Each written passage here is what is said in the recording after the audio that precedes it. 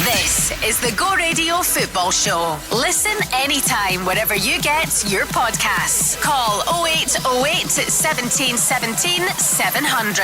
Let's go! The heat is on, not so much in Glasgow and the West, but certainly in Athens. The heat is on for Rangers as they look to take a step towards the Champions League group stages. And if they can win tonight, it would be guaranteed group stage football in the Europa League. So it's massive, and they carry a 2-0 advantage from the first leg in Glasgow last week. Is that going to be enough? Or do Rangers need to kick on? Are they going to be protecting that 2-0? For me, it's the same situation we found ourselves in before the first game. It's a tough game against a good opponent that we have to be really ready for. And I think we'll be better than we were last week. We have to be. And it's down to these guys when they step out over the white line to make sure we stick to the work and the detail and really believe in what we're doing. Richard Foster has played for Rangers in the Champions League. What do you think of your old team's chances tonight? Obviously they've got a brilliant chance. I think it's going to be a tough game. I've actually played I'm pretty sure it's the same stadium when we were there with Aberdeen. The Olympic Stadium? Yeah, we went at Aberdeen to play Panathinaikos and get beat 4-0, and it was, an intense atmosphere. It was not an enjoyable game, but in terms of place to play, it was, it's one that these Rangers players should relish. But if they let it get it on top of them, the game might get away from them in the sense they've got that 2-0 lead. I think they need to score. I think Panathinaikos will score at least 2 at home, but it's a fantastic chance. And I think last week, despite not being great in the first half, I think they've set themselves up with a real opportunity to progress in this tournament. And I know you mentioned group stage football, but they want to progress in the Champions League qualifiers because that's really the holy grail, isn't it, getting into the Champions League? So fantastic opportunity for them, but I think they're going to have to score tonight. We've got Richard Foster with us then on the Go Radio Football Show. We've got Peter Grant as well. If Rangers can get a goal tonight, Peter, they're going to be pretty difficult to beat for Panathinaikos, aren't they? I'm not so sure. I think it's going to be a tough one for Rangers. I think Iggerman's chance, I said it last week, the chance to make it 3-0 was massive. I think getting into this game, I think Panathinaikos is a decent side. I thought Rangers played it very, very well when they went down to 10 men, because usually that becomes more difficult, especially in a home game. But I thought Rangers were excellent in that period, had a couple other chances. I just think Panathinaikos will be too strong. I'm not sure they'll do it in the 90 minutes. I think it go to extra time, and then we're talking about the heat out there as well. I'm sure Panathinaikos will handle that better than Rangers will. So I think it could be a tough night for Rangers. I hope I'm 100% wrong, but that chance Iggerman missed it with the header, I think that could come back to haunt them. I mean, I'm not going to lie, Rob, I'd love the game to go to extra time. Yeah. And really energy sapping heat. Have you got a private reason for wanting that, possibly? Just looking forward to the weekend. We've got a little bit extra time to recover, but no, it'd be good for Motherwell, I think. If great for Scottish football if they get through, but if they get through after extra time, that would be even better. I know your boy Oliver saw more of the first leg than you did, but we did see highlights of that game, and Rangers can go down as pretty lucky, I think, to have got a 2-0 win. But when you get that sort of result, you want to make the most of it, don't you? Yeah, of course you do. And you hear everyone says that, Butland kept them in the game. That's Butland's job, to keep them in the game, to make saves. So every team who has any success needs their goalkeeper to be on top form. We constantly spoke about how good Alan McGregor was in the runs to the the UEFA Cup and Europa League final. Goalkeepers need to make saves. So yes, Butland made saves, but essentially that's what he's in the team to do. So he's going to have to do that. He's going to have to do that again in the game. It's not going to be easy, but they've given themselves a huge opportunity, as you say there. I mean, you're 2-0 up. You're going away from home. Yeah, I get it. It's going to be hostile. It's going to be tough. But I know the Iggerman chance makes it 3, but that would have almost been kind of like the dream scenario. But you've set yourself up so well, because Panathinaikos need to come out and go at you. They would have done that anyway, being at home. But Rangers do have pace at the top end of the pitch, obviously depending who plays up there. But they do have pace for that counter-attack, because Panathinaikos, I believe, are just going to come out and come after Rangers. And I think that might suit the way we've seen Rangers set up really well in away European games, that defensive structure with the ability to go and counter-attack. They've done it before. I know it's a new manager coming in, but you can't tell me he's not looked at these games, he's not watched these games to get an idea of what they can do. He probably has a good idea himself anyway, but I think the way the game is set up, I don't think they could have they could have asked for any better before the game last week. Obviously, after the game going down 10 men, that chance makes it 3-0, and then it becomes a real uphill battle. But I think the game's set up for Rangers to do well in the game, and obviously, all jokes aside, you hope that they go and progress. I always hate the line the managers use about these matches coming around really early. I mean, we're not out of July yet, and this is an absolutely massive match for Rangers. You know it's coming, but of course they've changed their manager. Russell Martin is in the process of reassembling that squad. Who he brings in, who else he brings in, Peter, will probably be dependent on who he can get rid of. So all that is going on at a time when he really needs to win this game tonight. Unfortunately, you come the manager of Rangers or Celtic, that's the pressure that goes with it, Rob. You don't get a bringing in period, as you would say, and saying, well, we've not got these players available, or it's start of pre-season. You have to win. That's fact. I'm just going to be interested, is it going to work the way he's going to try and play? He's trying to play out and he's trying to do things differently, which is great to watch, and if it's successful, and I think the Scottish game, it could be successful for them in the way they want to try and play this. Trying to bed that in at this moment in time, I understand what Russell's saying 100%. I've seen things last week. They were in areas of the pitch they were losing possession time after time after time. It was a good job. Jack Butland was back to his old self with the saves that he had. But there was also opportunities that the opposition to get into because Rangers were taking chances of where they were playing. I'm not sure they'll get away with that over here. And that's my concern. And I think watching Southampton when Russell went up, he never changed the way he played. He stuck to his guns of doing that. They nearly ended up with the least points apart from Derby, I think it was, many years ago, because he didn't change his way. I hope he's learnt, because I think we talk about Thomas Frank at Brentford. Brentford played very similar to Southampton in the Championship, went into the Premier League, changed completely the way they played. Still exciting to watch, but different. They knew when to go long, they knew when to turn you around, they knew how to defend as a group.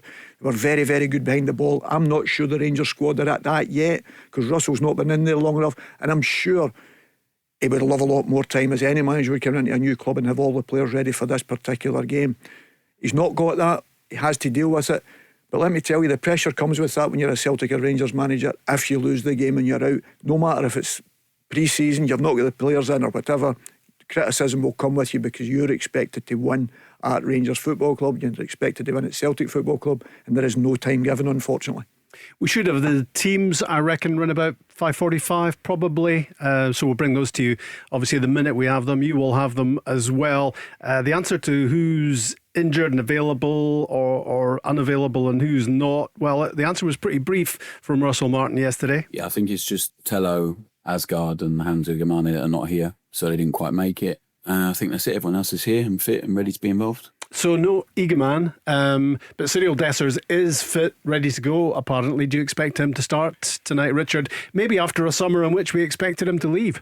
Yeah, I think he, I've not seen a lot of Danilo, but what I have seen, he's not been as impressive as Dessers. Underwhelming? A little bit. Now I think, and Dessers has his critics, and of course he does, but I think Dessers is actually a good example for younger players. Obviously my son's beside me here, but because he never gives up. He keeps making the runs, he keeps getting in the positions, he keeps getting the chances, and inevitably he scores. And I think we see it a lot, that players get so frustrated with themselves, they get upset with themselves, they stop making that run, they stop trying the shot, they stop trying whatever it is they need to try and get free in the box. But he never does, and he works hard, and he on his game, he bullies defenders. You can stick him up there as a one, and he'll occupy two centre backs. So I think for this game away from home, you need someone at the top end of the pitch who can keep the ball, who can run in behind, who can be a goal threat. I think Dessers for me is a better striker than Danilo. With Egeman not travelling, you're thinking that for me he probably starts the game, depending on where he is and his fitness. But for me, you would want to go with your best players, and I think he's Rangers' best number 9. Was it Athens he was talked about in terms of a destination? AEK Athens, was that spoken about? I don't know. I'm trying to remember the club that there was it sounded like a $5 million deal had been done. I'm just wondering, are we in for another season of him being of Dessers being the panto character in Scottish football, and the Rangers fans aren't quite sure whether to love him or hate him? I think they've got to be careful with that. They've done it with Cholak under Gianni Van Bronckhorst, and I thought Cholak, they should never let him go at that particular time. But they all raved about Morelos. I don't even know who Morelos is now. That tells me enough. You know, because I just thought at that particular time, for somebody representing Rangers Football Club the way they should represent them on and off the pitch, he never done that. Where these guys work their socks off, and Richard's right, talking about Dessers, the amount of goals he's scored, we know he's missed a lot of chances. He's got guts to get back, and that takes a lot playing for a Rangers or whatever, because the criticism that comes with it. But he's kept getting in there. Cholak done the same thing and end up getting rid of him because he, like Morelos, was in the background. They've asked questions. Danilo's not been fit, so we've never really seen the best of them. I think they have to be careful of that, because last week, I think when they started the game, Danilo was going to press. The guys weren't getting up behind him quick enough.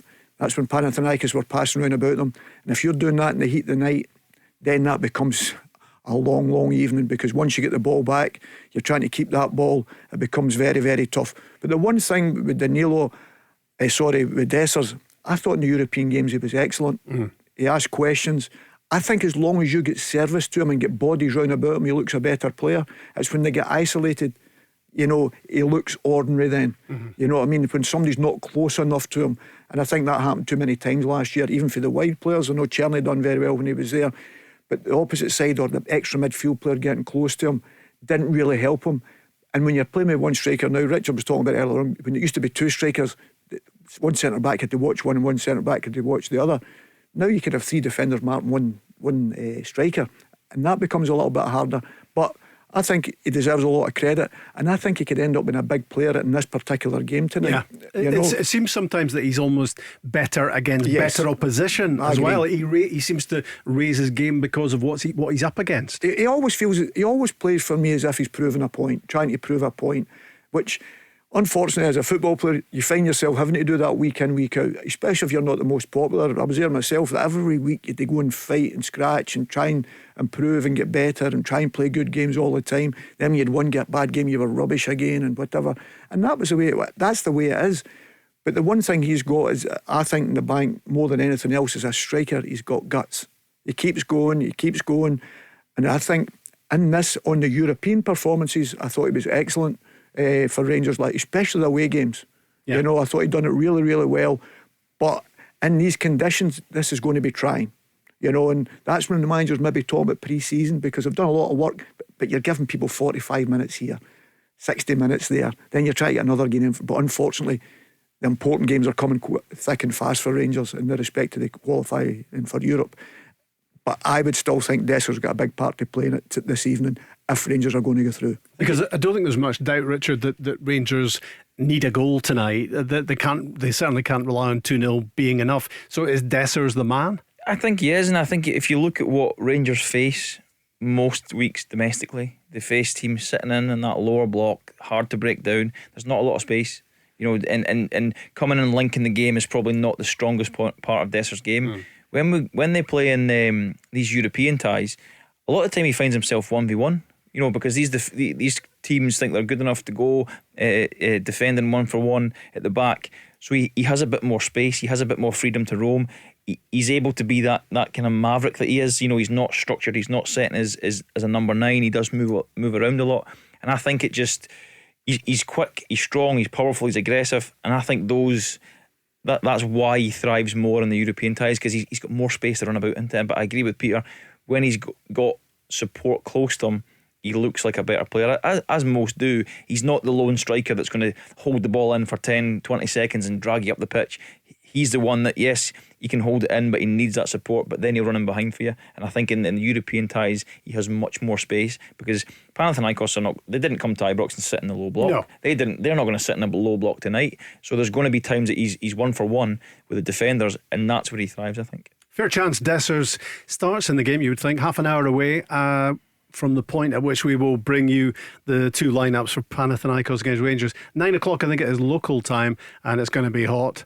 7 o'clock kickoff our time. I wonder if Gassama will be a starter as well, having made a big impact off the bench in the first leg. He could be a starter this time around as well. Well, I think he's ready to start. So he had a big impact for us when he came on. You saw plenty of the reasons why we wanted to sign him. We had the luxury of Sal Bibbo working with him all of last season and behind closed doors, and seeing him every day and understanding the talent and ability he has. And he felt this environment would be perfect for him to grow and continue improving. So early days, but Gass is a player that really excites us, and I think can make a big difference for us. And hopefully he does the same again tomorrow night.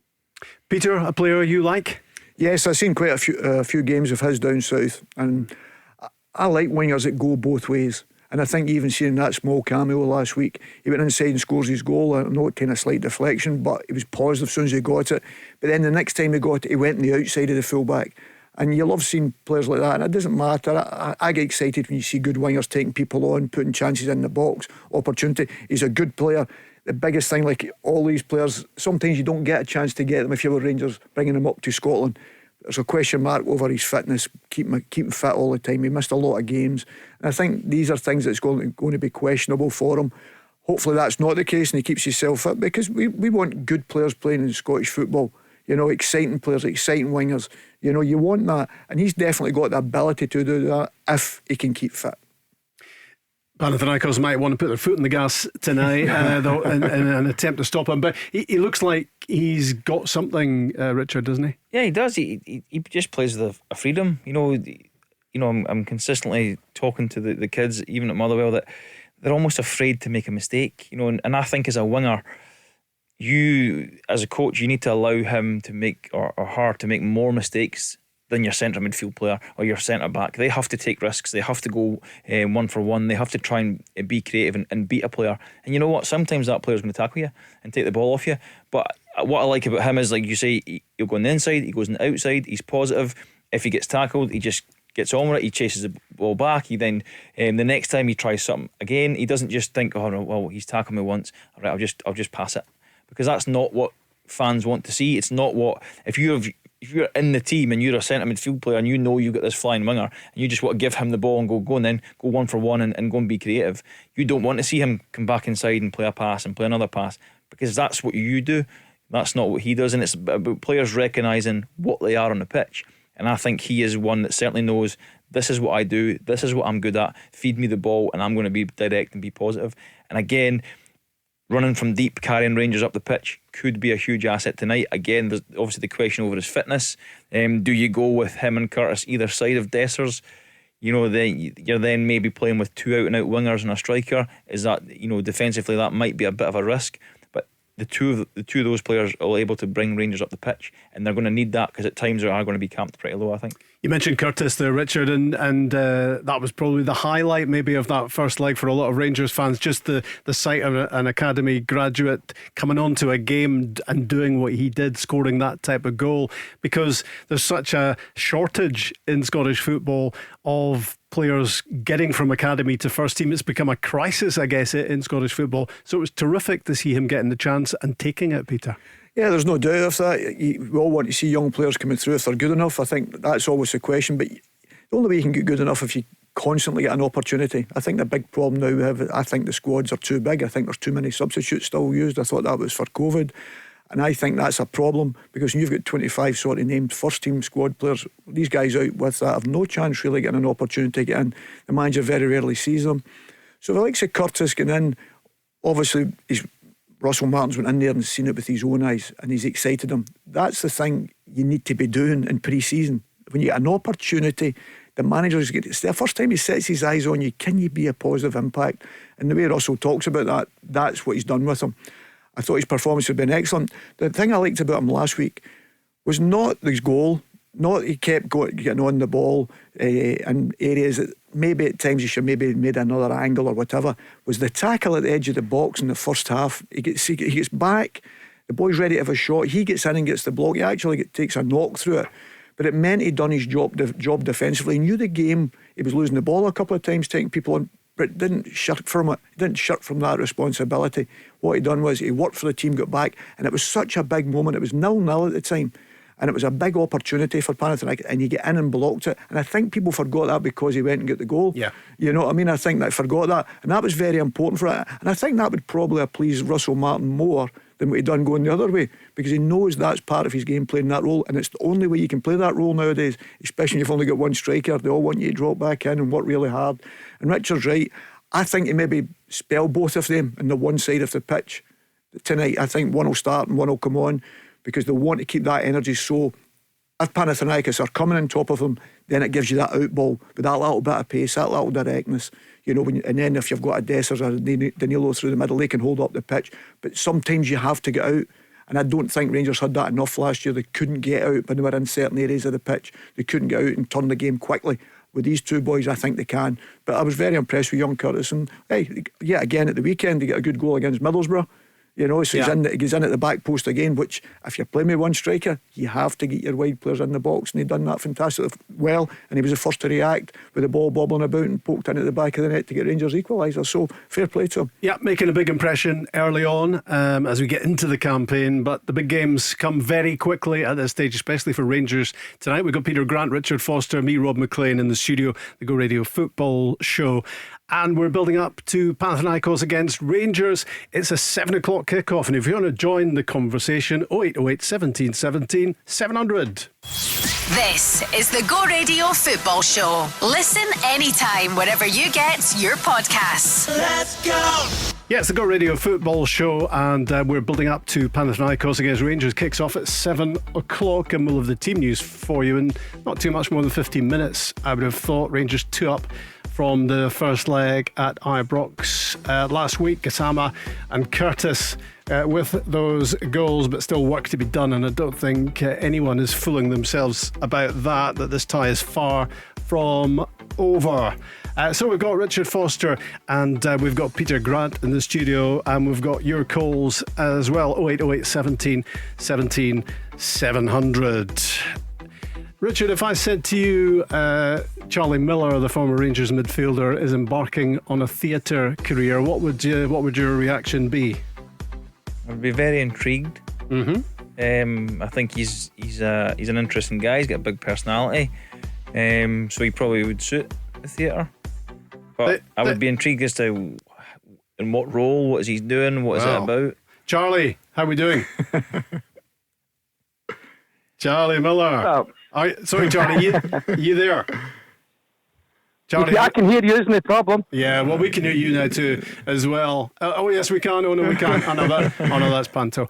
I should be able to explain it, Charlie, as well, because I'm in it as well. But obviously, I play a very supporting role to your performance. So tell us all about it and how it came around. Well, Richard, first of all, I'd like to say lovely words up there. No problem at all. You will be very intrigued. I can see Granted didn't again anyway. You're right. No, I was going to say you've always been an actor anyway, so I was going to say nothing else. Are we talking simulation? No. I've seen his acting before. You know, I've seen his acting before. Some of your tackles, Granny. Aye. So Rob, yes. So obviously, me and Simon Donnelly were in Turf last year doing some coaching, and Scott Kyle, who produces the show, phoned up and asked if me and Simon would like to do a Q&A and do Q&As in the shows, and we went, of course, it will be interesting, see how it goes. I had never seen the show until Ingleton, I think it was April, and then we done the Q&A and that then, and then Scott, being Scott, thought there would be a better role for us. The next minute, we were thrust in as commentators in the show, and then we met in Rutherglen Town Hall, and we thought who would be good commentators are frontmen who host kind of sports programmes, and obviously Rob McLean and David Tanner's names came into it as well. So, you'd presumably gone down a lengthy list before you got that. We should say at this point, it's singing "I'm No a Billy, He's a Tim." It's a play that's been running for a long time, and obviously Scott has got hold of the rights, and it's a revamped version, and he's got the commentary aspect to it. And it's myself and David Tanner and yourself and Simon Donnelly, and I mean we did it at the Pavilion. The Glasgow Pavilion there a few weeks back, and I found the whole thing surreal. It was fantastic and great to see it, because I had not seen it before. How do you feel about that, about the play? Oh, it's amazing. I'd never seen it until I'd first obviously seen it down in Ingleton, and the guys, it's an amazing play. Obviously, also it's a 20-year anniversary. This is the 20th year it's been going, so. Oh, it was great. It was just being part of it, and obviously being nervous out my comfort zone. I'm usually not Megan Grant in the pitch, but no getting it to the other side. That's easier. I always get it to the other side. Easier doing that than it was obviously doing the commentating, I was very nervous, and but I enjoyed every minute of it. It will take a wee bit of time to get really used to it, obviously, but I've honestly enjoyed every minute. And we done the Air Guy to the other week, but you were obviously over in Portrush doing the Open. Mm-hmm. Yeah. So you weren't involved in that one, but that was great as well. And obviously David stole a couple of your lines, and yeah, I'll be charging him for those. Did you not pull out a film 100%. before, Charlie? You've got history of pulling out your films, have you not? Did you not a chance to get in a film? One of the You were in a Shot of Glory, weren't you, Shot Charlie? of Glory, was he not in that? Or did you not pull out of that? To be fair, no, I went there at 9 o'clock getting told that I would be finished for 12 o'clock, and that was they finishing at 5 o'clock, and there's no chance of Sunday I'm leaving at 5 o'clock. I'm missing my pub time. You must be out your mind. Well, I was an angel share because they were giving you whiskey. yeah, exactly. I told you that before, so I'll be just making sure you stay in at this time. You know, I've been reading all about it. No worries, Granny. So great, honestly, Granny. A good man, good It's man. been great.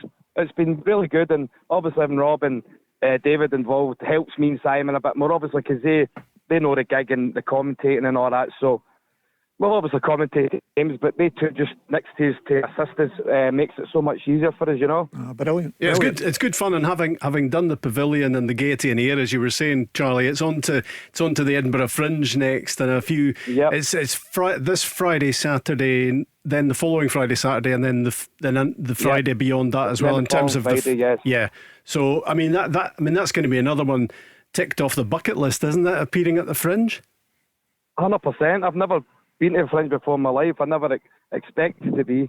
So it'll be interesting. As I say, I'm looking forward to it. I have a few days at the Fringe, see what that's like as well. See if they can do with your Fringe. The show's great. No, but so see, to be fair, the people in the theatre as well, the people who pay to watch that, the crowd, they actually get involved in it, and they actually think it's a real game, and we're commentating because we get our wee boos and our wee cheers during it as well, which is great, and the crowd get right involved. So it's quite funny. It's quite a good laugh in that way as well. But the guys on stage, they're incredible. They're there.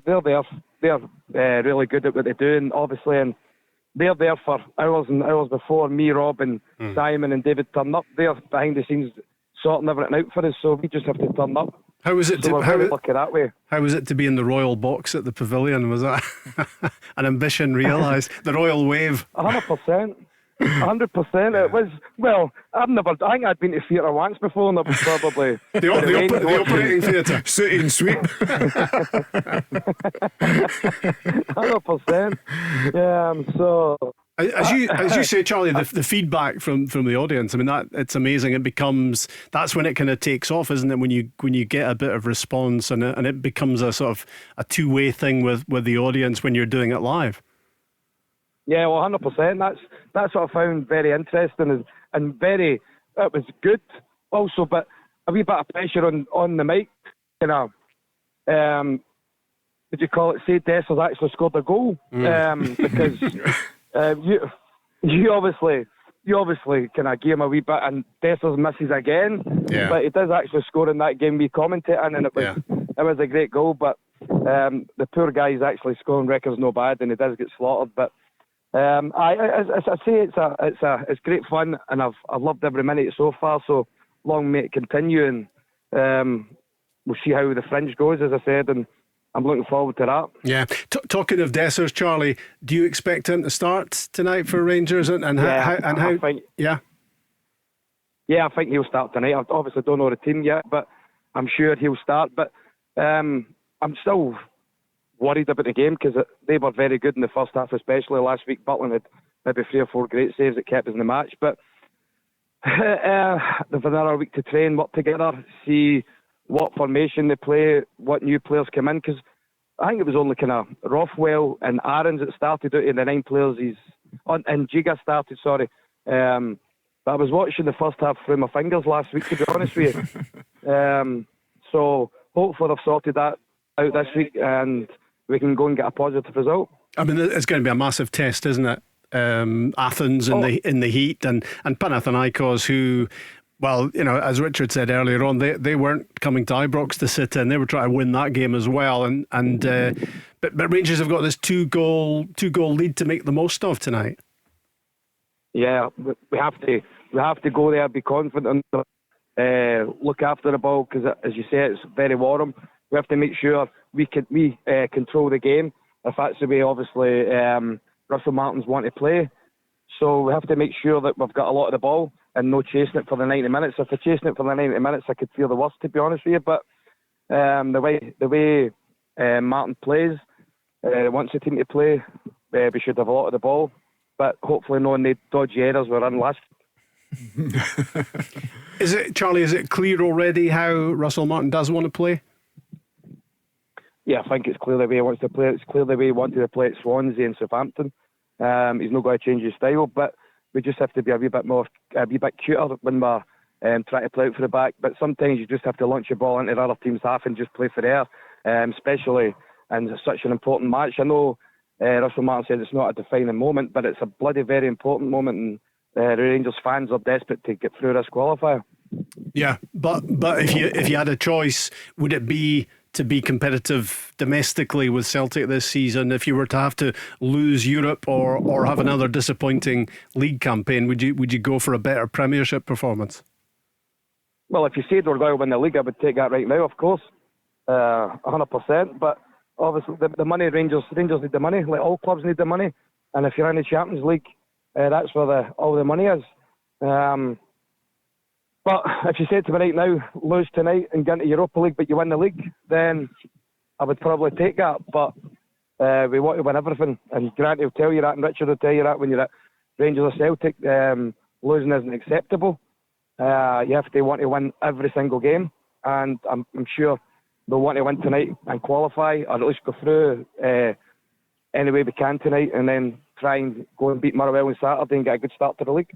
Now, Richard might have something to say about that. Well, like I said before, I just hope it goes to extra time. I hope that Rangers go through after extra time in the searing heat. And then on Motherwell. You're not Motherwell, are you? Only the under-19s, but it's better for me if Motherwell first team win. So hopefully we can get off to a good start. We probably could, probably the second toughest game we could have got for the start of the season, but it's our manager and the second toughest. our manager and Russell Martin were teammates at Norwich. Okay, so they know each other quite well, similar styles. So Saturday is going to be an exciting game. Off the back of, it's one of those, isn't it? I mean, Rangers, they're used to playing these midweek games and then having to win the domestic games as well. So it'll be nothing new for them, but for us, new manager again, lots of turnover, lots of changes, different setup. Similar to Rangers and Russell Martin. So that's why I think, you with all respect to the other teams, you want an easier start to your campaign, but we're at home and you're playing against another team who are, let's say, in a transitional moment as well. So it's, everyone at Motherwell are really, really excited to see what it's going to look like in the Premiership in Scotland. And like I say, you want to test yourself against the best, so why not start against Rangers? I have to say, Charlie, the colour drained from Peter Grant's face when you spoke there about Rangers winning the league this season. Oh, he knows the rules. I don't even get involved in that now. He knows. They're still coming. I can see them in the distance. I can see them in the distance still coming. Granty was through it many a time. You're right, knows pal. what it's like losing. You're right. I know. And I said the exact same earlier on. You're right, Charlie. I don't think when you're at Celtic or Rangers, you don't get a building in period. You have to win right away. That doesn't matter. Style comes, of course, but while you try to build that style, you have to win. And that starts tonight for Rangers because it is a massive game. As I say, I think that Agaman won that big chance last week, Charlie. I think that may come back to haunt Rangers. That's my only thing. If it's 3-0, I don't care who you're playing. That's a tough one to try and pull back. But when it's 2, we've all been there before. And I just think I think it'll be a tough shout for Rangers tonight. Well, it's got to be a hard game, no doubt about it. But understand if we get the third. I thought I might have been over myself, but I'm surely we can't play as bad as we did in the first half last week. So I'm sure we can go and get a positive result, and fingers crossed we do. But as I said earlier, we don't accept losing. Neither of them do. So it's going to be a tough time. It's going to be a tough start if Russell Martin's already goes out to the Champions League qualifiers, so beware, Mr. Martin, because the fans are they like to win. Yeah. Do you have a wee prediction, Charlie? Tonight's score? I'll go 2-1 Rangers. Well, 2-1 in, 2-1 anyone will do. and a wee plug, Charlie, before you go for the have you got the dates handy for Billy and Tim, your acting career? Excuse me, Rob, I couldn't hear you there, pal. Have you got the dates? I was just asking you to give a wee plug for the show before you go. The dates are Friday the 1st, Saturday the 2nd of August, and then it's Friday the 8th and Saturday the 9th of August and the 15th of August, all at the Fringe Festival in the Conference Centre in Edinburgh. Yeah, the Edinburgh International Conference Centre, and I think because we're sort of lovey darlings now in the acting world, I think to wish you well, you say break a leg, don't you? I think that's the. Oh no, don't say that. or maybe just pull a hamstring. Something like that. Something a wee bit later. Yeah, Charlie, good to have you on the show. I'll be back in touch about travel arrangements on Friday to the capital. We'll get a wee chat about that. But thanks for coming on the show. All the best, Charlie. See you, Charlie. Granted, Richard, all the best. But Rob, you'll be driving because I just heard you slagging Richard Foster, so you're driving. Yeah, and I'm not taking directions from them either. I think we go east. All the best, guys. I think we head east. All the best, pal. Thanks, all Charlie. The best, Charlie. All the best. All the Cheers. best, guys. All the best, Right, buddy. cheers. See you Friday, Rob. Bye-bye, pal. Bye. This is the Go Radio Football Show. Listen anytime, wherever you get your podcasts. Let's go. Let's go. It's Richard Foster and Peter Grant and Rob McLean on the Go Radio Football Show. We heard there from Charlie Miller adding a new job description to his business card. It's becoming quite a big business card, that one now, actually, widescreen. He's appearing at the Edinburgh Fringe, and so am I, and there's something very surreal about the whole business. We will have the Rangers team shortly. We'll have the lineup very shortly for Panathinaikos in Athens tonight. And it's the second leg of the second qualifying round, which leads, I say, to the Champions League, but it's a long and tortuous path if Rangers are going to get there. Of course, Richard, they do have that safety net of if they win tonight, they know they've got group stage football, and some would say maybe Europa League is better for Rangers. That's their level because they've done pretty well in that competition. Yeah, and you know they're playing on the Thursday, then the Sunday. They're more used to that because they've done it for the last few seasons. But I still, it just upsets your whole week. I think it's tough to.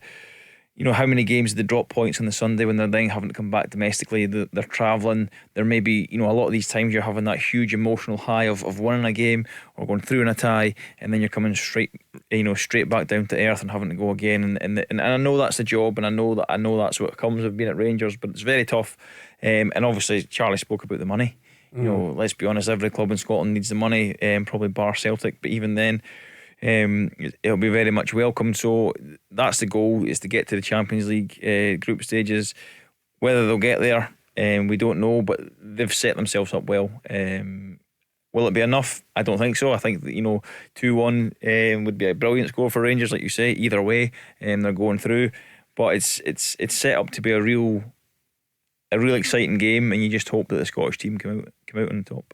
The hotline is 0800 1717 0808 1717 700. Yes, something like that. Juggle those numbers into a well-known dialing number to get to us, and that's what Paul, Rangers fan, has done. Paul is with us now. Thanks for your patience and hanging on the line.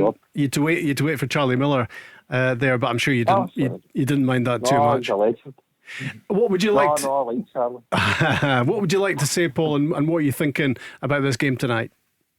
It was two quick points if I can, Rob. One was about the pyramid system announcement today, which I know is off track for the Rangers game, but if I do get time to mention, it was something I was wanting to ask the guys.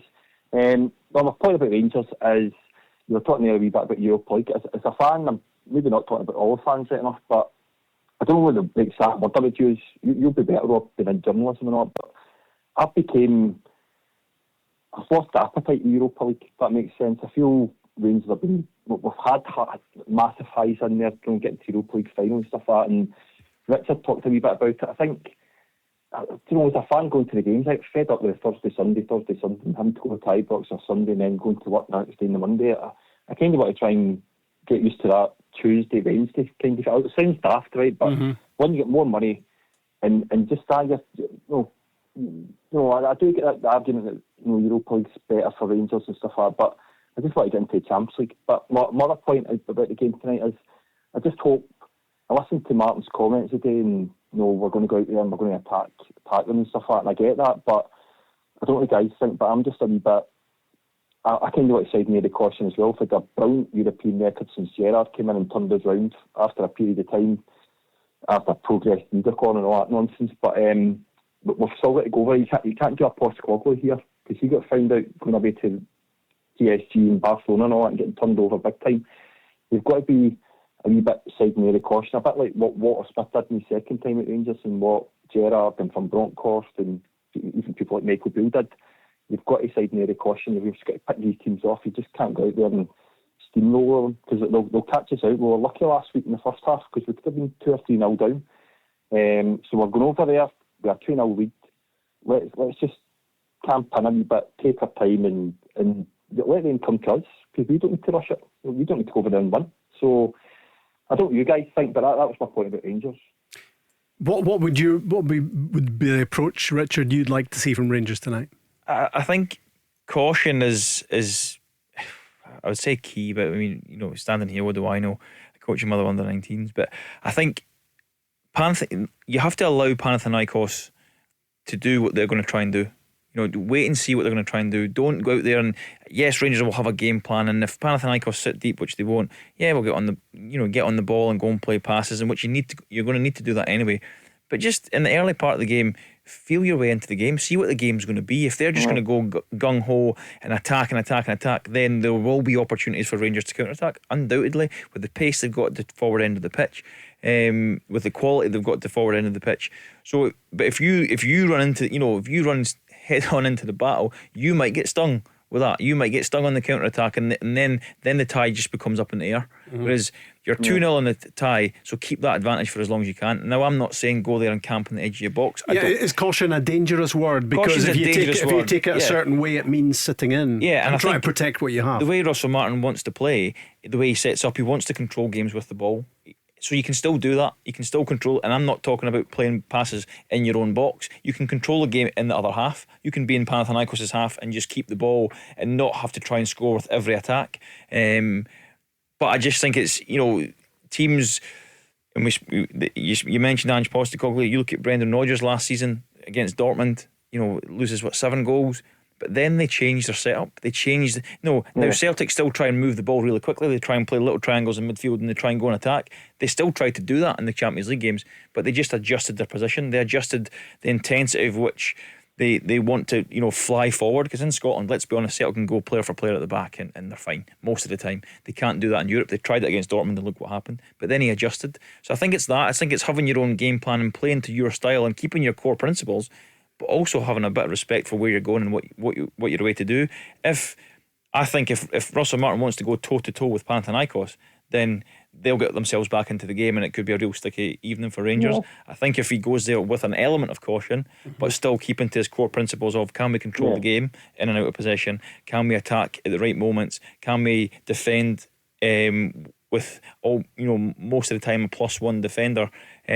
Then I think they can do well in the game. Having said that, I don't know what he's going to do, and you know, he's the Rangers manager. He's earned the right to be the Rangers manager. Fantastic result in the first leg, and he will have a game plan on how he sees what he has to do. But I understand the fans' reservations about him maybe going a bit too attacking in the early part of the game. What do you think, Peter, about approach tonight from Rangers? I think we can talk about Rangers, but you look at Panathinaikos, they'll be looking at Rangers.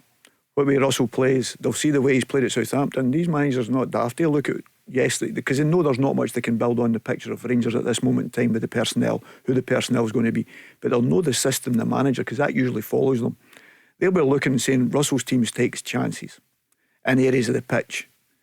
We'll be ready for that. And I think that's my concern for them, because I don't think Rangers have been together for long enough, and they've not got, and I don't mean it disrespectful, they're not good enough yet at what they're trying to do. They're getting there, because you can see the plan he's trying to build, you can see the picture he's trying to paint, you can see all these things. But I don't think they're there yet. You can see that, and that's the point I'm making about last week. I thought early in the game, that's why they gave up so many chances. It was because they weren't ready for that. Max Arms was caught a couple of times playing in that sort of extra midfield role. He went in there, was caught. All of a sudden, they were getting countered, and Panathinaikos were very quick. If you do that tonight, bear in mind their stadium's going to be rocking, because they're very vociferous, their fans and whatever, and they're not going to let you out. They're not going to let go, and they will be after you. So I'm interested to see what Russell does with the team tonight. Whether he even changes. Wait no longer, Peter, is that right? in That's terms good. of That's gonna be lineup. So interesting. same team, I think, as last week. Butland and goals, Tavernier, Gigas, Suter, Aarons, Rothwell, Diomande, Raskan, Dowell, Curtis, Danilo.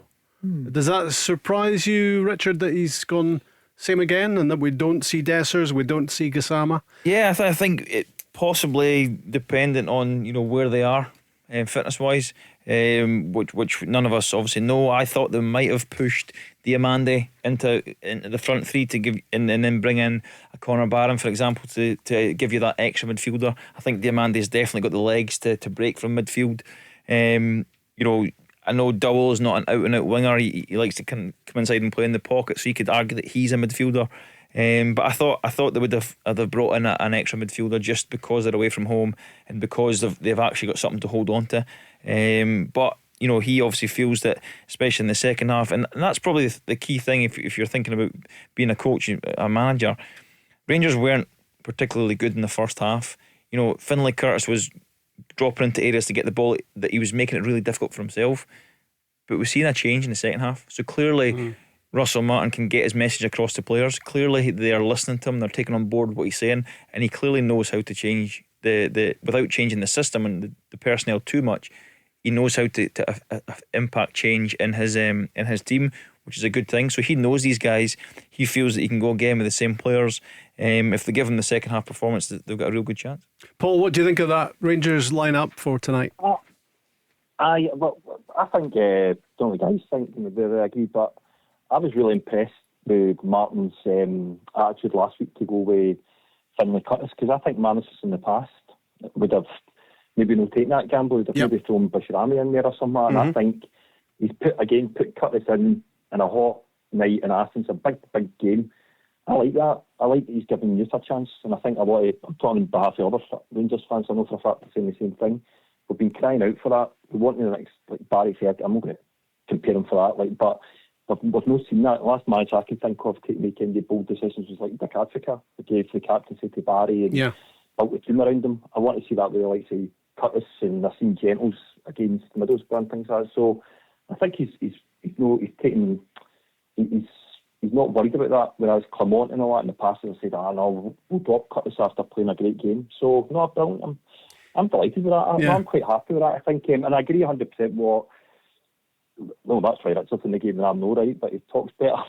And I totally agree, Richard. I think you're spot on. I don't mean sit there and camp in the box and sit with 10 men behind the ball. I control the game and things like that, but just don't.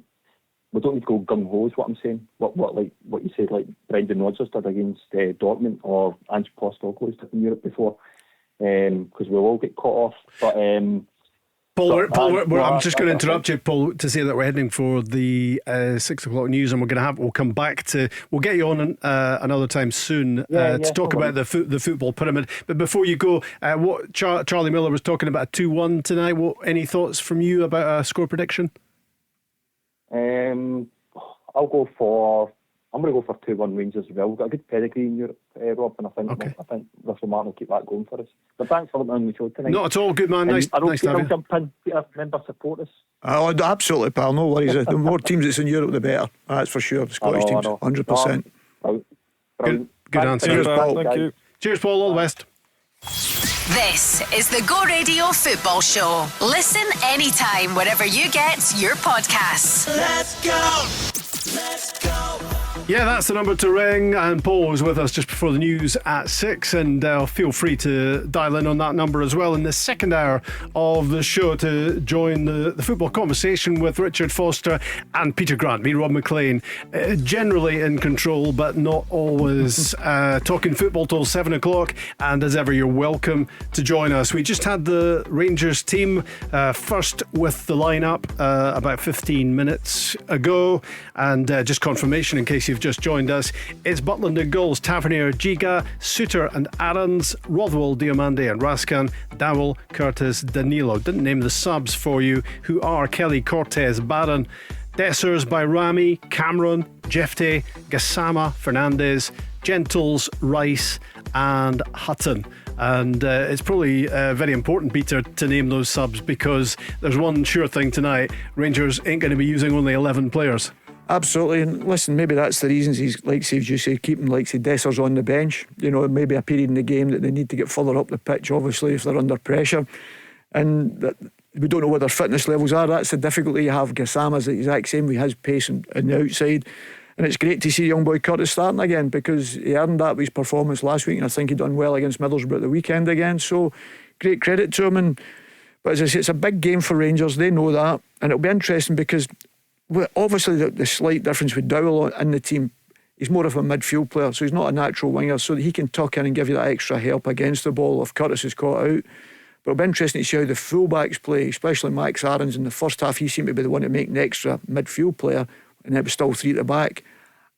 Me personally, in this particular match, that back four would be near enough to need to stay in its shape, because I think the ball turns that quickly in these games, and let the guys in front of you go and try and win the game for you. You can support them for sure, but I think you've got to be a little bit more careful in this. And it doesn't matter what way you play football, you'll lose games if you don't take care with the ball and playing that inverted fullback away from home. And you've seen, as I said, you go back to the first half last week, unless they've learned for that, it could come a long night for Rangers if they continue to do that and continue to make these same mistakes. It's interesting how things can change, isn't it, for a player when a new manager comes in. Kieran Dowell looked like a bit part player previously for Rangers. He seemed surplus to requirements. I guess a lot of Rangers fans expected him to be ditched in the course of the summer, but in these early stages, certainly, Richard, he's playing a key role for Russell Martin. Yeah, and that's the thing for a lot of players, and of course we've had a similar situation at Motherwell, that when a new manager comes in, there is a clean slate. You know, despite what you'll be told about players, or despite what has happened in the past, managers like to get their eyes on players and have a look for themselves and see, you know, we're coming back pre-season, new manager, and who's going to come back in the best condition? Who's going to catch my eye in terms of their fitness, in terms of their power, in terms of their endurance? Who's going to catch my eye in terms of how good they are in training? So this is what you want. You know. Too many players will be like, oh well, the last manager didn't like me, but then surely that gives you a renewed energy that, you know what, I'm still a football player, I'm still contracted to the club, I still feel I can bring something to the party, so then go and show it. And if it's good enough, great, and if it's not, then at least you've given it your best shot. And I think that's, you know, when there's a turnover, a change of manager, these are hugely important, because Kieran Dowell could become like a new signing, you know, under a new manager. If he comes back in and you know, starts to really ignite his Rangers career, it could be as fresh as a new signing coming back in. So it's really important, and it's brilliant for Russell Martin that he's having a player, and clearly he's done well enough to get himself in the team. And that's why you spoke about it earlier, but that's why someone like Finlay Curtis deserves huge credit. You know, for someone so young to catch the eye of the manager so much that he's willing to put you in such a crucial game, you then repay him with a goal. And I think that's a huge credit to him, and a brilliant example for young players at Rangers, but young players across Scotland. If you have the right attitude and you work hard enough, and obviously you then bring a bit of quality, there will be opportunities there for you. And I think he deserves huge credit for that, as does Dowell, but obviously more so for me for Curtis, because he's so young. But see, Dowell, Rob, he will know him. Russell Martin will have either played against him or seen him playing against him, because I thought that was a terrific signing when Rangers signed him at first. I really did. I said, no, but I still think he's playing the wrong position. He's more one in. He's not got the legs to play wide. You know, he's not got that energy to run by anybody. So everything he's going to do is pass. You know, But he's a talented, more like a talented Matt player. O'Reilly type Yeah, player. he's one of the ones that will play inside the pitch. He did an eye for a goal as well. But he was a really, really good football player, and he was raved about. I'm talking about the Fodens and all that. When they went away with England, I remember it was under 21s, and they were all in the same team. And every one of them, and they were all became the Grealishes and all that, all said, what player would you say is underestimated? Oh, every one of them, I remember saying Kieran Dowell at that particular time. You know, and I seen that with my own eyes, how good a player he was. So I thought when he came here, I was surprised, you know, because I hadn't followed his career then after that when I moved back home. And I thought to myself, I wonder if he's had injuries or whatever, because I thought that was a terrific signing. It's just not worked out for him. But yeah, again, I wouldn't judge him in the position he's playing at this moment in time, because I think he's one in. I think he's more affecting the game if he plays inside the pitch. But I guess the positive thing is that clearly Russell Martin likes him, rates him, and even if that's not the position he settles absolutely. in. And I think he went to, was it Birmingham on loan at last season? So, and I think he'd done really, really well. Yeah. You know, so he's not lost his talent. It's just getting that opportunity to play. He never got that off the last manager. I don't know if he had injury problems or whatever, but now he's got an opportunity. But I still think he's in the wrong position to see the best of him. And I think that's where maybe the Rangers fans have got to give him a little bit of slack, because he is a talented boy. If he's at his best and he's fit enough, he's a really, really good player for Rangers. And Richard's right. He's like a new signing for them if he stays clear of injury. But the question mark I'd have, I wouldn't judge him in the position he's playing at this moment in time. Another player with a big question mark over him in the course of the summer, and maybe he still does, and he probably has done for the last few seasons as well, despite the fact he's the Rangers captain, is James Tavernier. And I guess the change of manager made loads of people think, right, that'll be that for James Tavernier. But he takes a bit of getting rid of, doesn't he? I think he also takes a lot of stick. Yeah. And I think so much of it is unwarranted. I think he's whenever, and I know he's a captain, yeah, and he leads the dressing room, and that's the role he plays. But whenever, you know, when Rangers were on that Europa League run, whenever they needed a goal, it was him from right back. They would get it. It was him that would deliver the cross. It would deliver the free kick. It would play the pass. It would get in there and score himself. His goal scoring record in Europe is ridiculous. In general, it's ridiculous. It is. But and what I love about him is, no matter how much flack he gets, he's the one that you always see wanting the ball. He's the one that, you know, he's still demanding the ball. He's still showing for the ball. He's still trying to make things happen. And you know what? Sometimes he gets it wrong, and sometimes he makes a mistake. Well, show me a football player who's never made mistakes. And because he's a captain, and because he's the one that has to come out when they have a poor result, when they have poor results at home to Queen's Park, he's the one that has to come out and has to deal with it. That's his role as a captain. That's why so much flack is targeted at him. But I think he handles it really quite well. He does. I think he's had an exceptional Rangers career. I know obviously that he's possibly, he hasn't won as many trophies as he would have liked. Of course he hasn't, or the Rangers fans would have liked. I know that it's been a tough spell for but Rangers. How many managers has he been through? Yeah, and he's still the captain, and he's still one of the first picks in the team. So what does that tell you? These guys are seeing him every single day. They're seeing what he's like around the place. They're seeing what he's like on the pitch, and they're still picking him as captain. So despite what sometimes we might think from the outside looking in, he has clearly given every single manager that's been in and kept him as captain. He's given them enough to go, that's the guy that I want to lead Rangers out. That's the guy that I want to lead my team. So I think he deserves massive credit for still being a captain and still being one of the first names in the team sheet and still playing in these big games, because Max Aarons is a right back.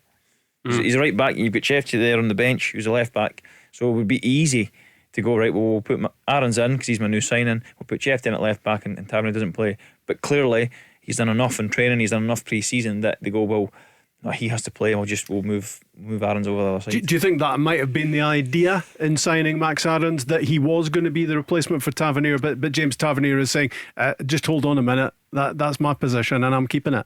Well, I've known Max for a long time at Norwich because he played along with my son, so I know how good a right back he is, and he got the big move and it just didn't work out for him. He's had a lot of experience in that period of time, so he definitely right back's his more natural position. The one thing I'd say about Tavernier, we've spoken about all the positives going forward.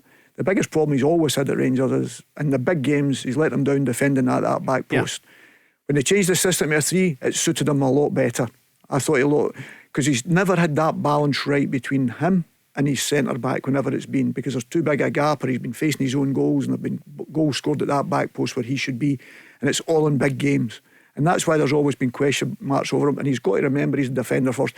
The surprising thing for me is over that period of time, it's basics, as Richard I would talk about. And I'd say to Richard, what would you say? You've got to see the wide player, you've got to see your ball, all those sort of things. And James keeps getting caught with that. So I can understand the criticism that comes to him. And I understand the other side of it as well. In a period when Rangers have not won any trophies, but won one. And I went through that myself. You know, and it's very, very difficult when you're constantly under pressure, not winning. We went 6 years without winning the trophy. So, and that negativity and the criticism that comes along with that is really, really hard. So he showed great guts. He's, as you say, he's goal scoring and that going forward, great. But he's a defender.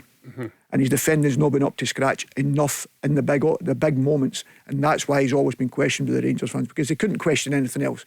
He's always turned up. He's never been injured really as in such, and that's easy to do when you're not playing particularly well. Getting the criticism, you can always make some excuse. He's not done that, but genuinely I can see why he gets the criticism defensively. There's nobody can argue about that. He's not a good enough defender, I believe, when the ball's on the opposite side, and it's cost Rangers too many games. And unfortunately for him, that's why he gets the criticism he does. And when he's scoring a crazy amount of goals, that kind of tips the balance in his favour, doesn't it? You know, in terms of, you know, maybe some dodgy defending, but a ridiculous amount of goals from right back. But maybe when the goals start to dry up, as they probably have done relatively in the last few seasons, then the focus is much more on, well, wait a minute, you're not scoring that many goals anymore, but your defending, it still gives us nightmares. Yeah, I think that the goals do...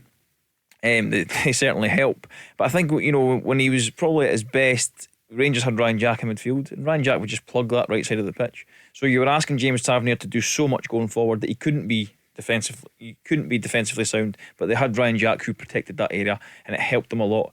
Now that he's asking, and I agree with Peter, you know, fullbacks are defenders, and they were when I started, they still are now, and you have to do that bit right. And he doesn't, you know, Maeda causes him all sorts of grief coming in on that blind side, and I get that he does make these errors, and he makes them, you know, he's made them more than once, and that then becomes a problem. I do get that, but I think his mistakes are highlighted a lot more than a lot of other players' mistakes. That's my point. You know, every single player makes mistakes, and because he always puts himself out there.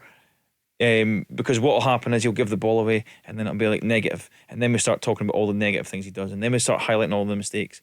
Every single defender, you know, I was one, you make thousands of mistakes all of the time, and you know, when you make that mistake, you just hope the other team don't score, and unfortunately for him, it seems like whenever he does make a mistake, prime example, dropping out what Richard's talking about, is Jack Butland last year.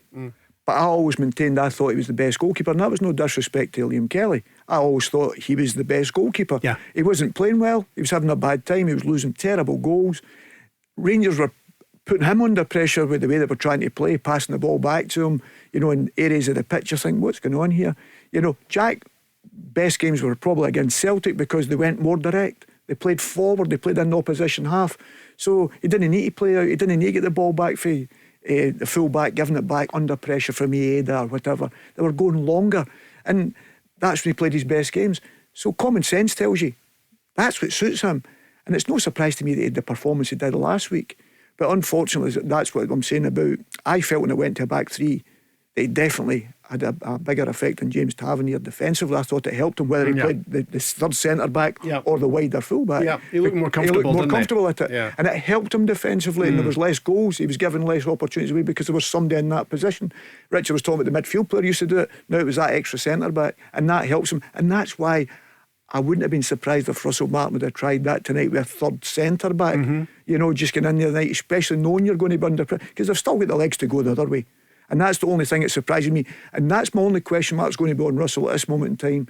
People questioned it with Southampton in the Premier League. Are you going to change? And he said, what's his history of not changing? No, he doesn't change. Right.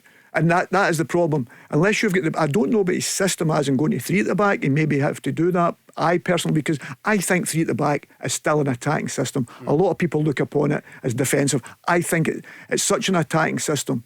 It gives you that, lets James Tavernier go then without even thinking what's behind them, or it lets your wing back go and get crosses, and it can allow you to play two strikers up the pitch, all these things. So I genuinely think it's a defence, because if you play a back four, predominantly one of your full backs stay at home.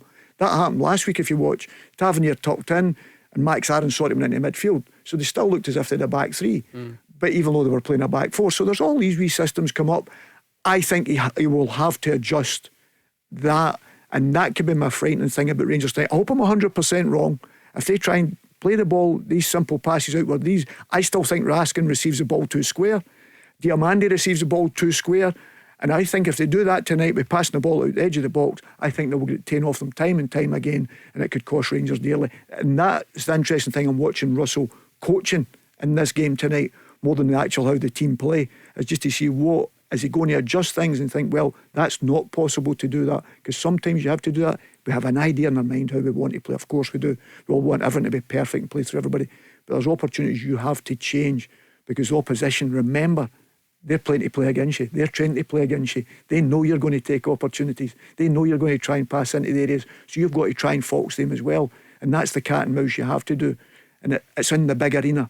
Is the players brave enough? They'll not be able to hear each other. You know, all these things, can they take it? They still get that bottle to do that when they're under pressure, or if they've lost the ball the first time.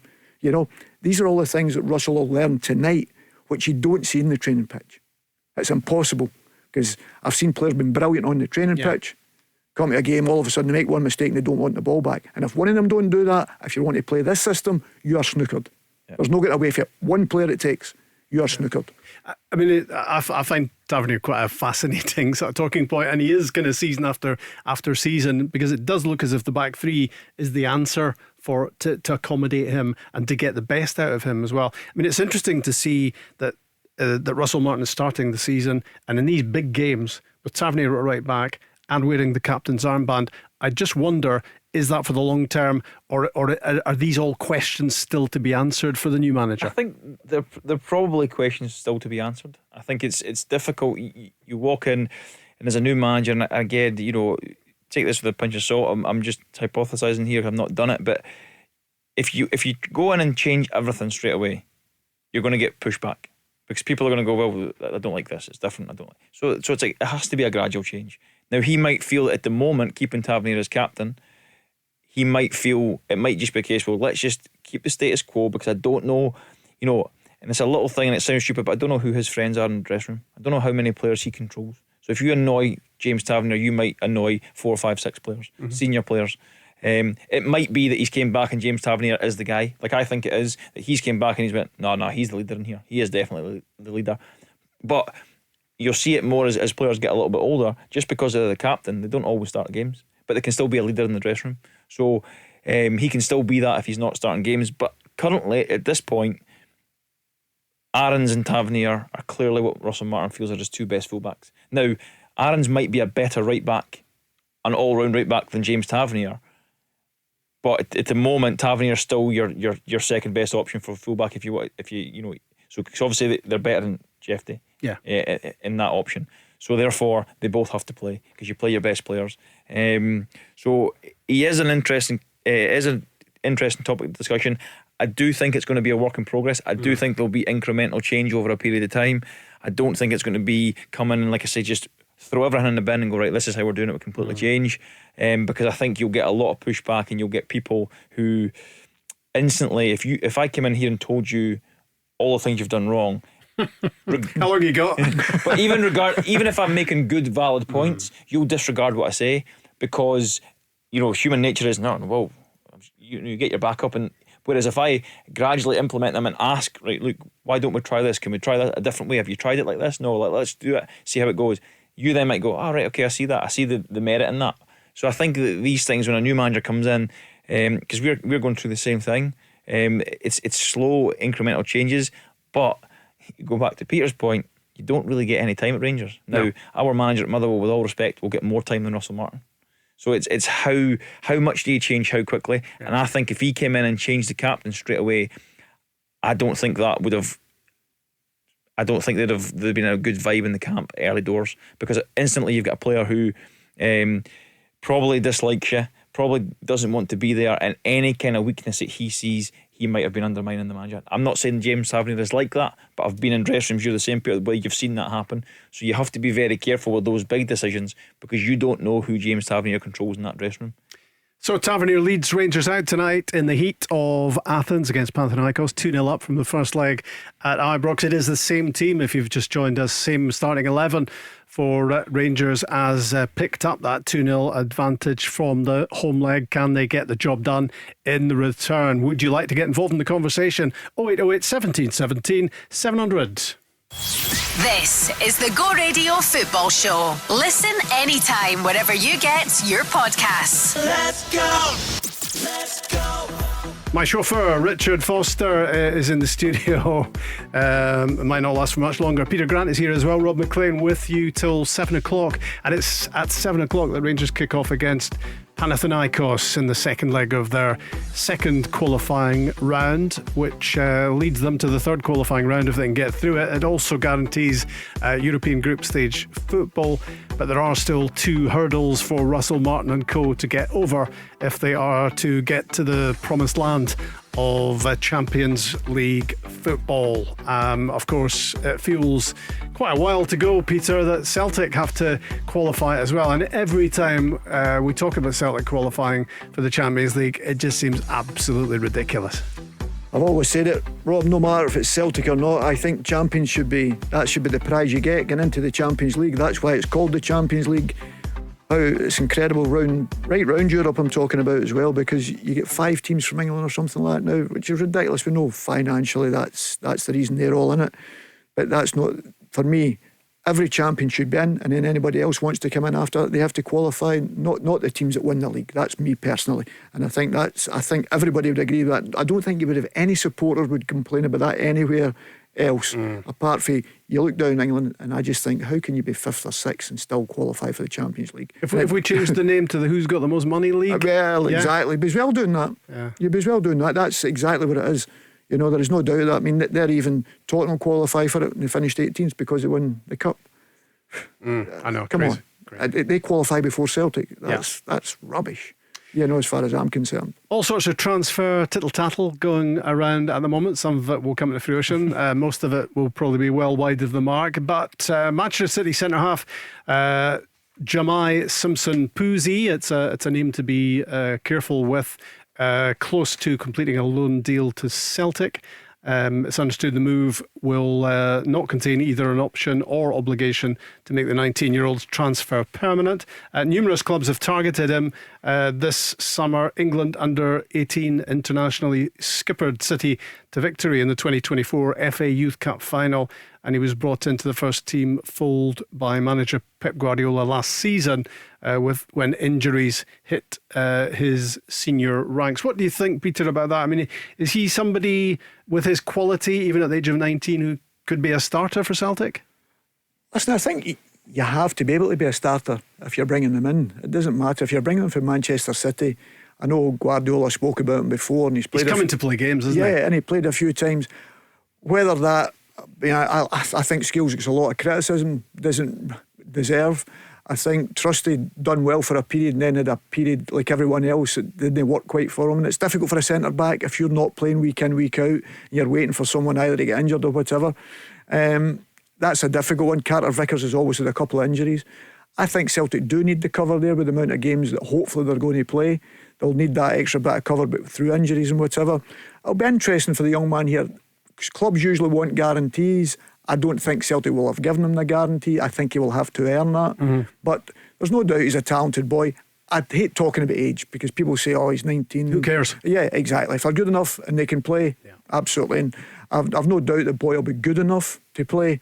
Whether he's going to take these boys out, it gives another challenge to the senior ones that's there, that they've got to play better. And good luck to him if he does come. I've seen him a couple of times and I was very impressed with him.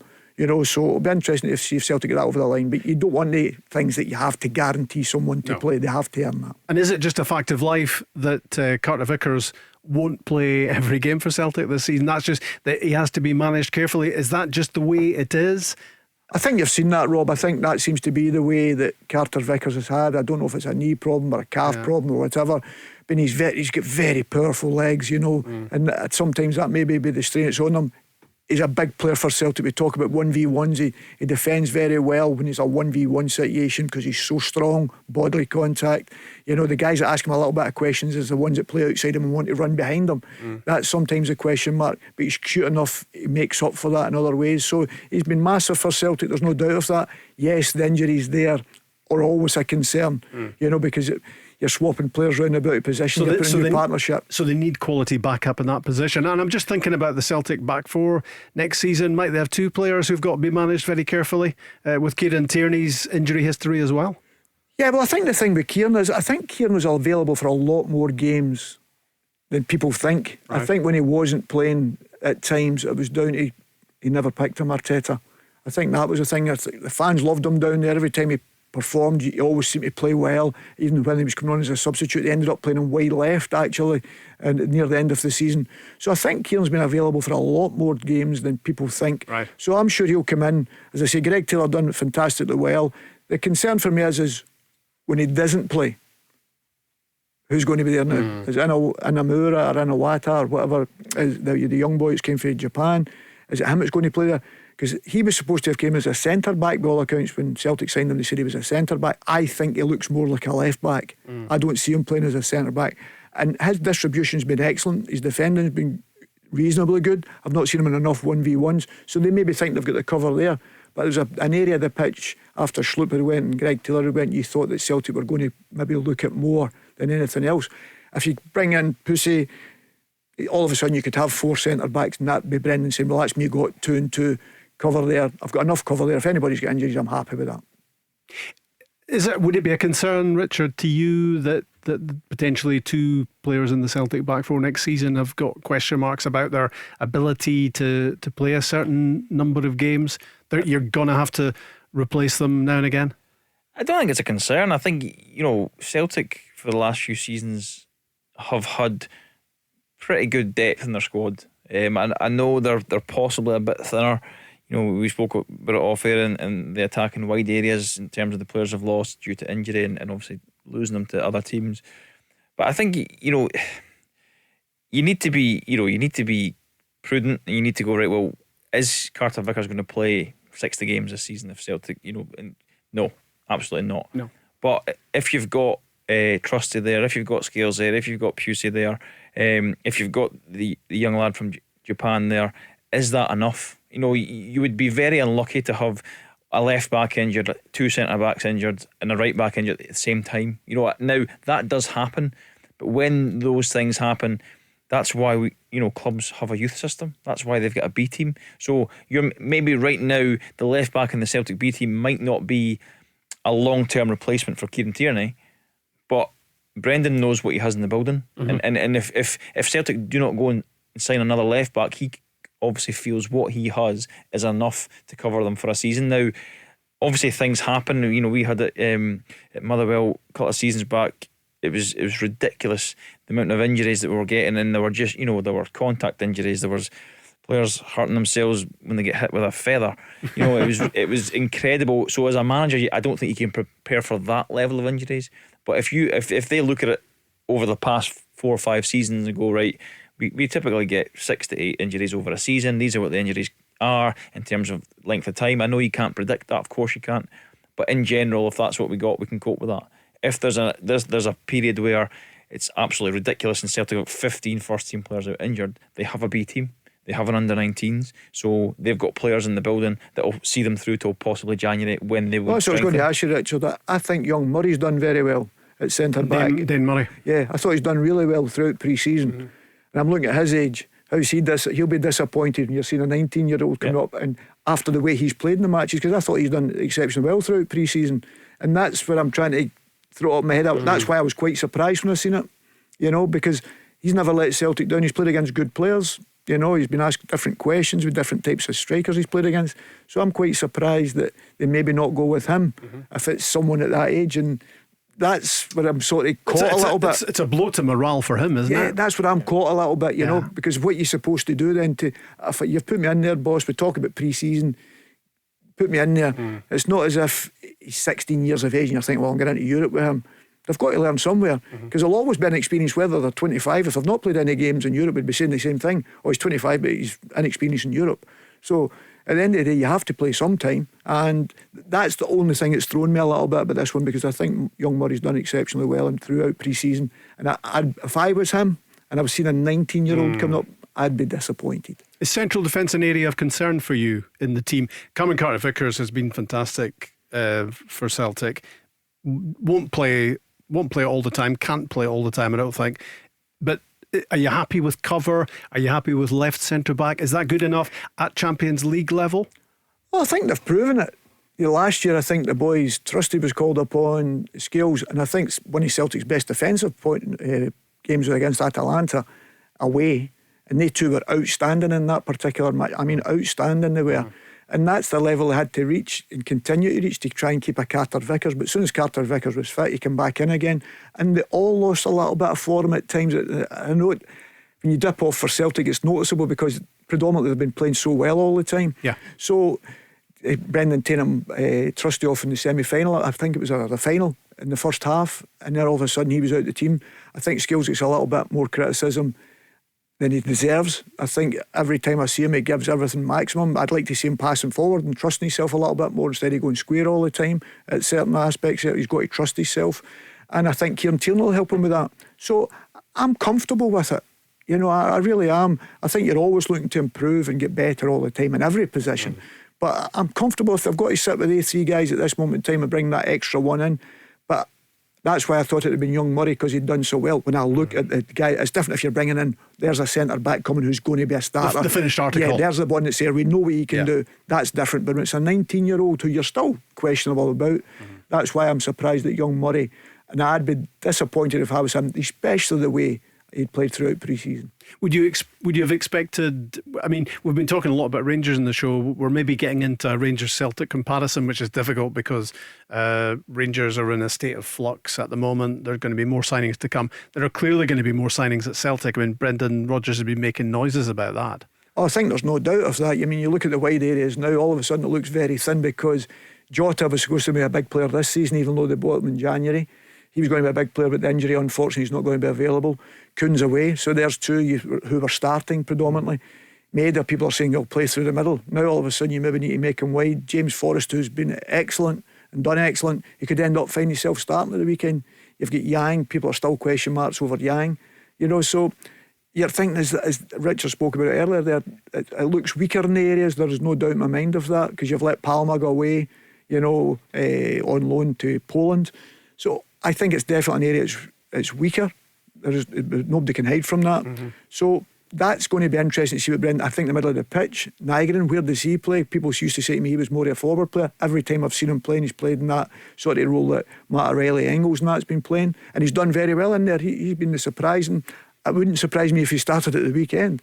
But he's done well again and looks a player. But as I say, in that forward area, you maybe need help up there. I definitely think that you'll need help up there, because it does look short, and especially the way the intensity Celtic play at. I think that's what Brendan likes to change, is the wide players, the striker during the matches, and maybe the two inside midfield players. They're the guys that predominantly get changed and keep that intensity up. If you've not got the players to do that, these guys are going to be playing longer minutes, and especially as we talk about getting into Europe and that, and playing your Saturday games, you're not going to be able to get that change in the players and that sharpness in the players. So I have absolutely no doubt that Brendan will bring more players in. There is no doubt in my mind yet. That's for sure. What about Rangers, Richard? I mean, there's a big gap, a massive yawning gap on the evidence of last season to be closed. Do you see evidence of that closing at the moment in the players that are coming in?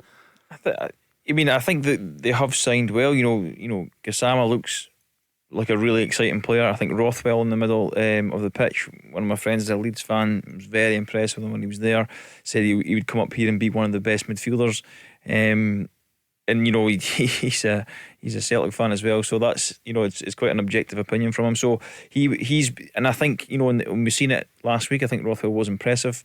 Jiga was relatively impressive in the defence. So I think he's made good signings. I think it's but because they're in such a flux, as you called it, a transitional moment, it's very difficult to see how they're going to fare against Scottish teams and what they're going to face. Because let's be honest, last season Rangers didn't struggle with the games against Celtic. They struggled with the games against everyone else. Yeah. When that's the low block, when it's let's slow everything down, let's get 10 men behind the ball, let's force you into make mistakes, let's force you into having your centre backs in the halfway line, and then we're going to hit you in the counter attack, because they don't look comfortable doing it. So I think whether they've closed the gap on Celtic, Rangers fans would like to think so. In terms of whether they've closed the gap on Celtic in the individual game, I think possibly, because it seemed like they could always get themselves up for that game, and they've added quality. So then you would think, right, they'll be a bit closer. But have they added the quality that have that relentless streak of we have to win, we have to win, we have to win? What Celtic have been brilliant at for the last few seasons. Doesn't matter what you're doing, how you're playing. You know, I recall a late goal up at Ross County for Celtic. I think it was Ralston crossed it in. I can't remember who scored it, but that just hunger and desire to keep going and keep going and keep going. That's what wins you the title. That's what wins you the title over the course of the season. It used to be whoever came out on top in the Old Firm games won the title, but now it's who can beat the rest more convincingly, more consistently. So I think they've possibly closed the gap in terms of quality on a head-to-head basis. It remains to be seen if they can over the course of the season. And I know that sounds a bit paradoxical or whatever it is, you know, because I'm saying they have and they haven't. But I think that we don't know until they go week on week, until they go Europe Sunday, Europe or Europe Tuesday, Wednesday, then playing a Saturday. We don't know how these Rangers players are going to respond to it, because that is what Celtic have been brilliant at, and what they're masters at over the last few years. And we just haven't seen this Rangers team exposed to that yet, and how could they possibly, because they're a relatively new team. So I still, Celtic still start the season for me as strong favourites for the league. I still think, I know it's bold already, but still think Celtic will win the league. And I said it on the show towards the end of last season and got shot down in flames. That Rangers don't need to be worrying about winning the treble this season. Rangers just need to, for me, get closer to Celtic, make it more of a title challenge. Now I know Rangers fans won't accept that. You hear Charlie Miller, no, we need to win every game. So they don't accept it. But if I'm taking a step back and going realistically, do you expect to claw back, what was it, 15 points? 17 points in the course of 5 weeks of pre-season? If you think that, I think you don't. I think you touched on it. I think you touched on it there, Richard. 17 points, but Rangers got more points off Celtic, if I'm correct, last year. Yeah. So you look at that and you say, well, Rangers shouldn't be dropping the points to elsewhere. So it wasn't good enough. Yeah. Mentally, they weren't good enough, weren't strong enough. Yeah. Ibrox losing games at Ibrox. But the big thing you touched on earlier on about Europe, that is psychological. See, you're playing on a Thursday night and then you're not playing it the Sunday. That is a nightmare. I was up with Tony and we were in the Europa League and we played on the Thursday and then the Sunday. Rangers weren't, and I think Rangers were out of Europe. They played on the Saturday. Rangers would win. We needed to close the gap. 0-0, 10 minutes to go. Everybody gets nervous. Fans know that Rangers have already won. It goes to 6 points. They go front of you with 6 points. All these wee things come into it, and people don't realise how massive that is. The difference between playing on a Saturday first to you playing second on a Sunday becomes massive. And it's mentally for the players as well, because you know everything that's going on. The fans know you have to win, so there's an extra pressure. We need to score, because they won yesterday. And all these things come into the pot as well. People think it's just about you winning your game. You have to look after your game and do your stuff. But unfortunately, everybody else knows the result for the day before. And they're telling you everything that's going on at every other stadium. Yeah. And when it comes to that pressure, who handles that really well? There was times when Rangers had to go places and win a game, they lost. They couldn't handle it. Yep. Celtic would go and win again, and it becomes 6 points, then it becomes 9 points. Then they would get on the back of your own point there. There was times that Celtic lost on a Saturday, and then Rangers lost on a Sunday. I think twice it happened. Because the pressure for the supporters pressure ramps up. You need to win. You need to win, and then the pressure comes for the supporters. And it's massive, the difference. Playing second, it's mental strength goes a long way. It's incredible. Doesn't it? And we talk about these Rangers have done well in Europe. This is a new group. Yeah, exactly. So it's completely different. I know. It's completely different. So who can handle it? It's not these guys that have been winning consistently. Where Rangers teams didn't change that much. You'd be one or two players would come in. As Celtic used to be, one or two would get added. The Celtic do it more now. They've got one or two, three come in. Where the Rangers are nearly changing a team every summer.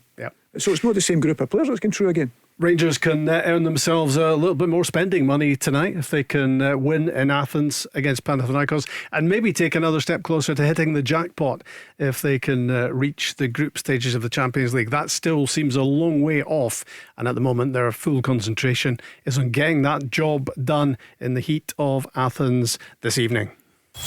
This is the Go Radio Football Show. Listen anytime, wherever you get your podcasts. Let's go. Let's go. If you just joined us in the last little while, you have the delight of Richard Foster, Peter Grant and Rob McLean. I use that term delight loosely.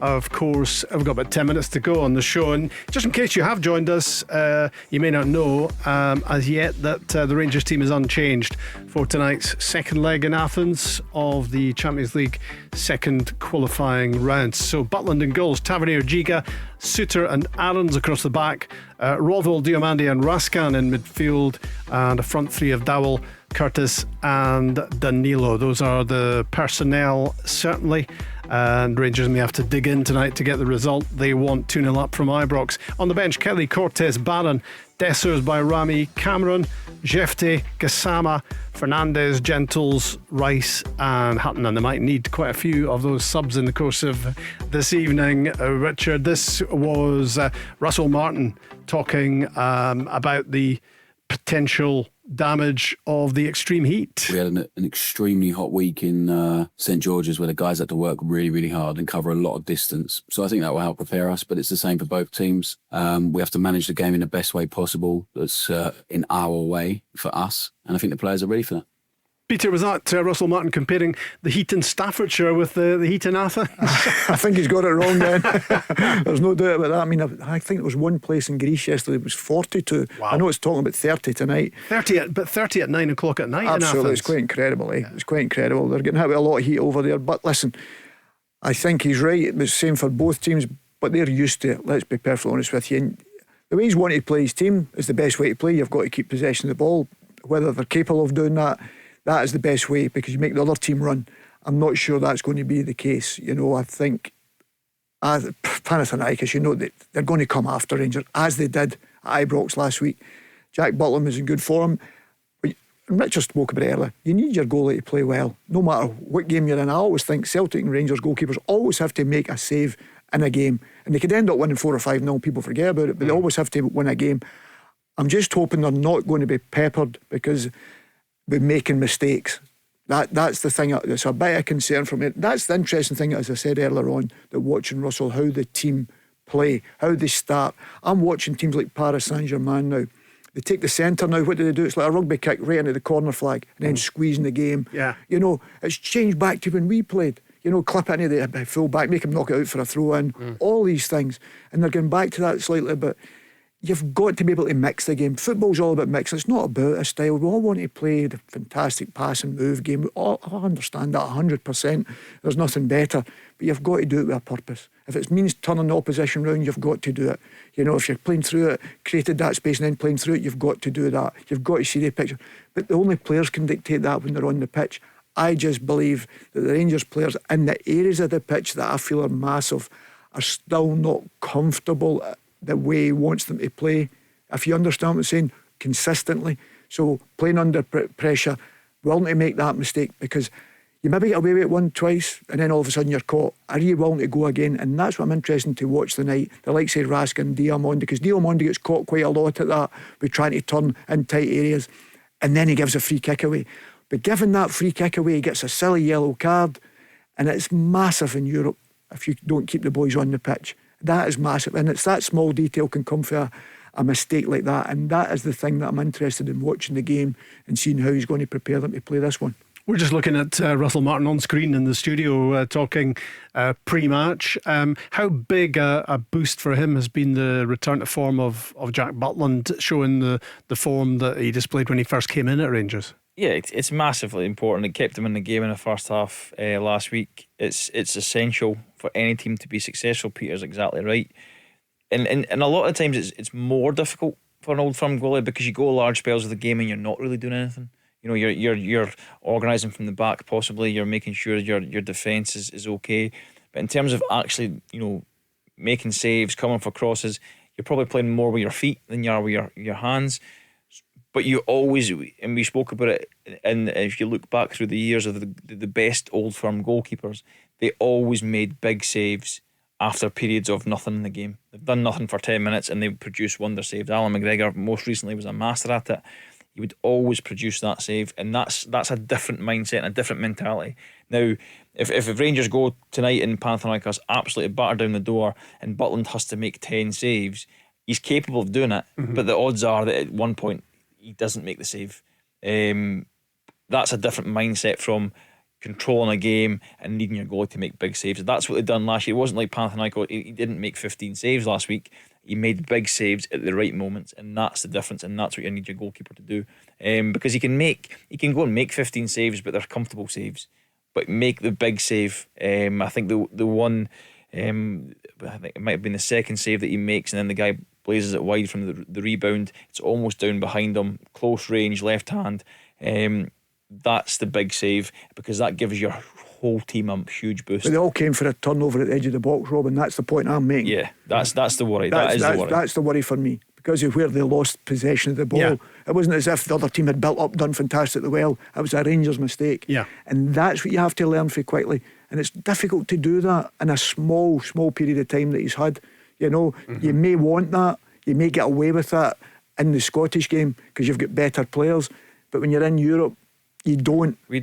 You punish, you don't. So well, they certainly do. But we had one of the talks on the pro license, and it was, it starts from, so what are we now, 25? I think it was 22, 23 English Premiership, and it was, what do you think the average number of passes is before a goal scored in the English Premiership? What would you guess? 10? Slightly, just less than 5.